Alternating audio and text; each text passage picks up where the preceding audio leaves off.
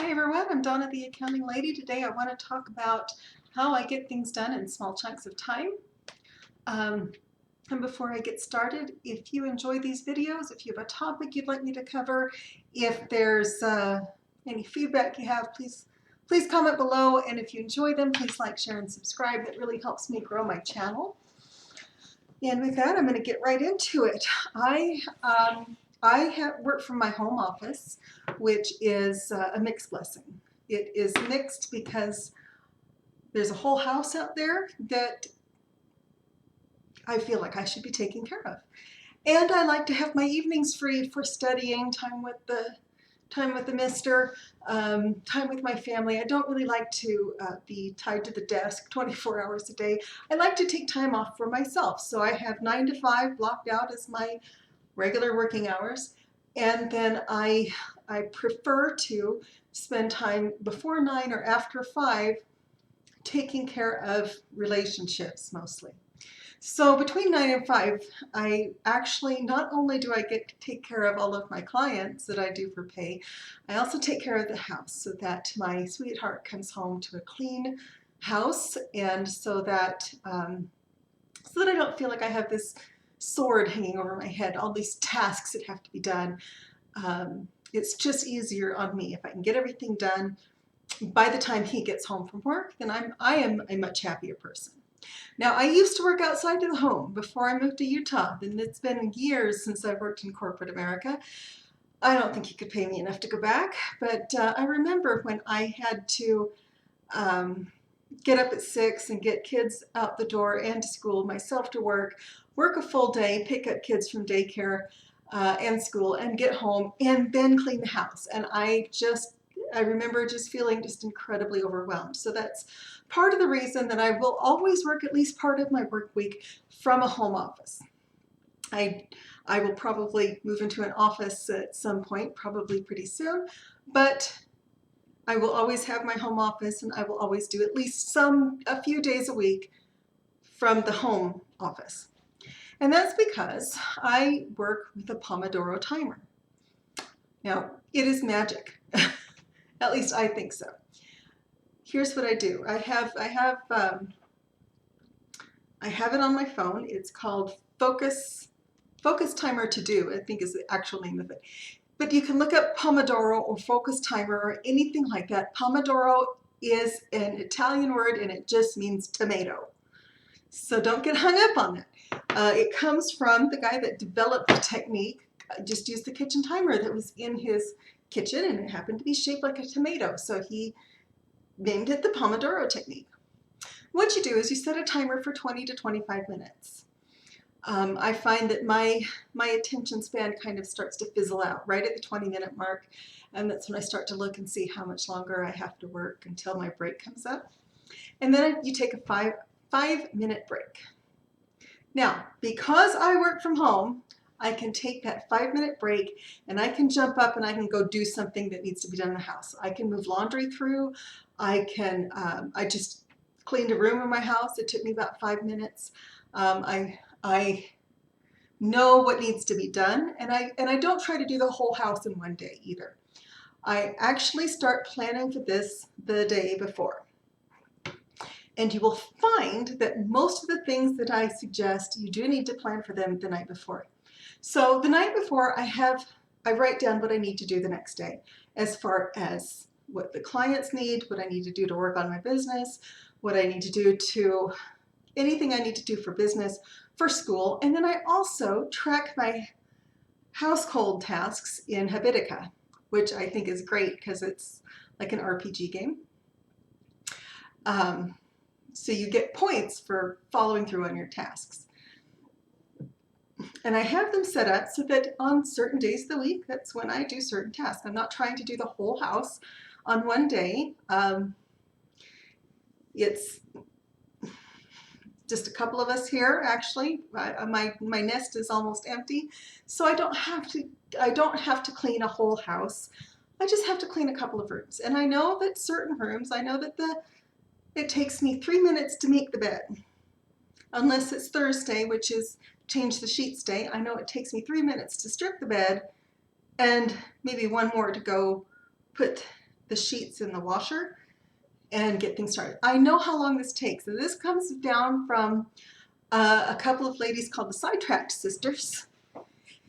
If you follow Fly Lady's method, they are pre-Fly Lady. They are the ones that she got her methods from. And they actually recommended time your work. So I know that it takes me 7 minutes to clean a bathroom in my house. Okay, so I can then sit down and I can plan out my day. I can say I'm going to be working in 25-minute chunks. After 3 of those chunks, I'm going to have a 5-minute break, and after the 4th one, I'm going to have a 15-minute break. So I want to do things like vacuum, clean floors, things that take a little bit longer. I want to do those on the 15-minute break. The short ones, run into the kitchen, wipe down a couple of countertops, and it makes a tremendous difference. Now, you might not be lucky enough to work from home. The pomodoro technique can still work for you. Now, this is how I would use it in an office setting. Excuse me. The idea is just to take a mental break from work for 5 minutes. And the idea is that you come back to your task with a fresh outlook. Now, when I worked in corporate America, I worked in I worked as an insurance biller for a hospital, and so you would have thought that we would have had a little bit more leeway. Things were not the way I thought that they should be, but at 25 minutes, I would get up and go get a drink of water. I would get up and go down to the vending machine.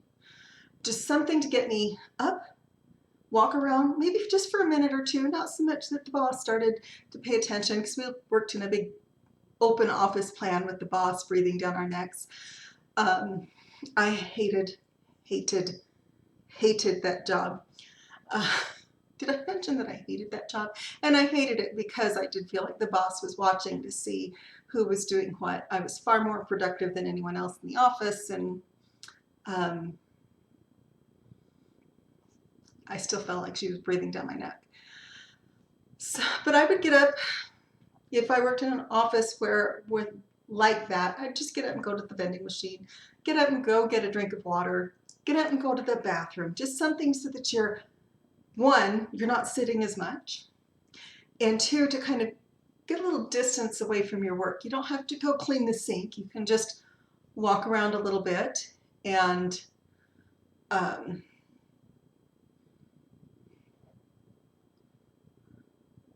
think we've got a solicitor touring the neighborhood. I don't like them. Just enough to get you up and moving for a few minutes, get your blood flowing, kind of get your creative juices going again. After 5 minutes, and it could be sooner, again, it's going to depend on your particular work environment. Then you go back and you sit down and you work for another 25 minutes. And you work, when you're working, you're 100% focused on work. It's where I've learned that my attention span's a little bit shorter. I've also learned that it's really, really good for me to get up and walk around. It's really good for me to also schedule time in my day to walk for an hour. And again, the idea being just to take a break, put a little bit of distance between you and your work so that you kind of come back a little bit refreshed. This was actually for a lot of the girls in that office, that corporate office, they would actually pick up smoking, because after 25 minutes they could go take a smoke break. And the in-office girls, the non-smokers, didn't do that. So it was a little bit interesting to see how that played out. Anyhow, the idea just being work solidly for 25 minutes, take a 5-minute break. It can be just a mental break if you're not allowed to get up and move, but you need a mental break. Just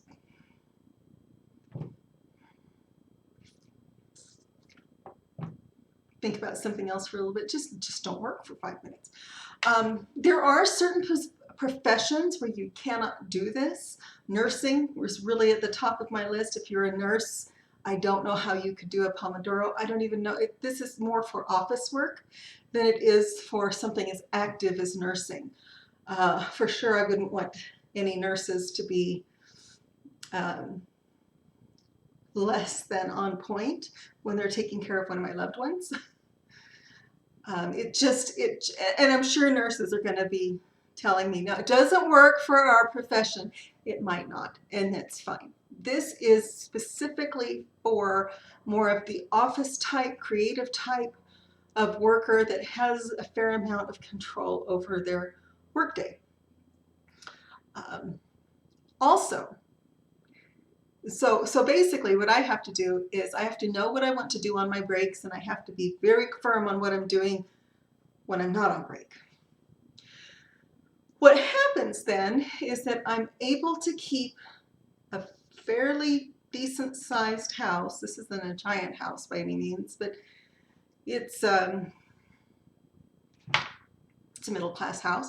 I'm able to keep it clean, tidy and clean, vacuumed, mopped, everything that needs to be done on a household level. That's not deep cleaning. It's not like spring cleaning. I'm able to just keep up if I do what I'm planning to do. Every once in a while I kind of fall off the wagon, and then I will take a day where I just clean the house. But it's amazing what you can do in 5 minutes. Like I said, time your tasks. If you know exactly what it takes to clean the bathroom, or whatever it is that you're going to do on your 5-minute break, then you can schedule that. Again, I kind of keep coming back to this because I work at home. If you work in an office, you might get up and rearrange the supply cupboard or something. But it's amazing what you can do in small chunks of time. And this is where I think a lot of people assume, and I do this too. I am by no means immune to anything that if I'm talking about it, it's probably something I'm struggling with, right? It's really easy for me to sit and think, oh, this is too much trouble to go get the vacuum cleaner and vacuum. It's too much trouble to go get my Shark steam mop, where all I have to do is fill it with water and turn it on. I don't have to haul out a mop bucket or anything like that. It works like a Swiffer wet jet. This is too much trouble. But I also know it takes me 10 minutes to vacuum my upstairs. It takes me 15 minutes to vacuum my downstairs. It takes me 5 minutes to vacuum the stairs. It takes me 10 minutes to we just call it Shark, to steam mop all of the hard floors. Maybe 10 minutes. It takes me 3 minutes to make it to bed, 7 minutes to do a bathroom. It takes me about 10 minutes to completely clean the kitchen the way I want it cleaned. And that includes taking some extra steps to make sure it looks really, really nice. It takes me 2 minutes to clean out the microwave. So when you start thinking about it, you can take these little short tasks, and you can do this anywhere you are. It doesn't have to be household tasks. But I take these little short tasks that seem like 500-pound gorillas, and if I break them down and I time them and I know how long it takes, then it's a million times easier for me to say, you know what? It only takes a few minutes. I can get this done. So I know Marie Kondo, I'm going to do a video on her too. I've read her book. Was less than impressed, and I was less than impressed because it felt like she was making things more complicated. Although I am not a hoarder. I'm an anti-hoarder. I will tend to get rid of things and then wonder later why I got rid of that because I really wanted to keep it. I'm just not a hoarder. So it doesn't make sense to me to gather up all of my clothes because my coats are in the coat closet and my clothes are in the closet. And if I need to clean anything out, well, I know where everything is because I already grouped them together. I'm not going to look for a ladle in the bathroom. So some of the things that she says just doesn't make a whole lot of sense to me.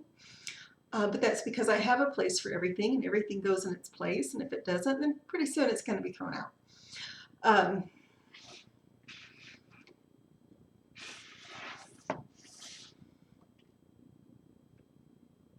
So I'll talk more in depth about Marie Kondo at a later time. But this is how I get my cleaning, my decluttering, and everything done during my workday so that the house is always clean. Your mileage may vary. But if you are someone who can work from home a lot, this is a great system to have.